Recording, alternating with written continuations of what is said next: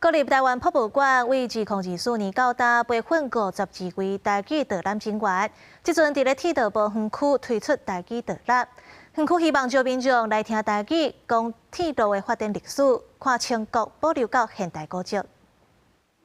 你看这是真啊对毋对？对。二楼的是茶的，对毋对？二楼是茶的吼，啊，叫做啥？满布做的建筑。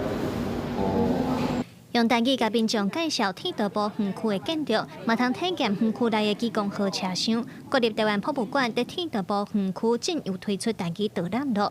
园区有6个古迹，亲像听写八角楼和航空号等等，也保留台湾铁路发展的脚迹。导览员表示，伊伫遮服务18档，毋过要做台语导览无简单，也拢着家己认真做笔记。7、8城、8、9城拢用华语伫沟通，所以讲台语用台语的名词来介绍这个事物啦、动物的名，真正人会甲你看。你讲啥，我毋知影，对毋对？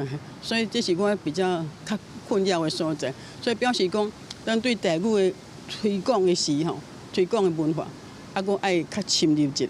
根据统计，2025年来台博馆听台语导览的民众有439人。官方甲台语路协会合作培训52位台语导览员。协会嘛透过台语文基础、铁道专业知识的台语专业等等，提供教材甲导览示范演练。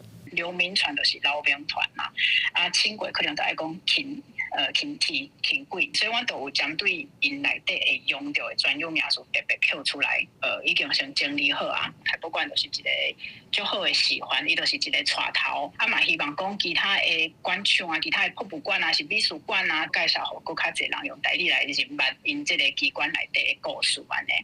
台语路协会嘛肯定国立机关愿意甲资源用伫台语导览的系统性培训，嘛希望通发挥带头的效果，互愈侪场馆公司机关愿意投入增加台语的公共空间，嘛通互愈侪人使用到无共国家语言的服务。记者卢尚如、郑俊尧台北报道。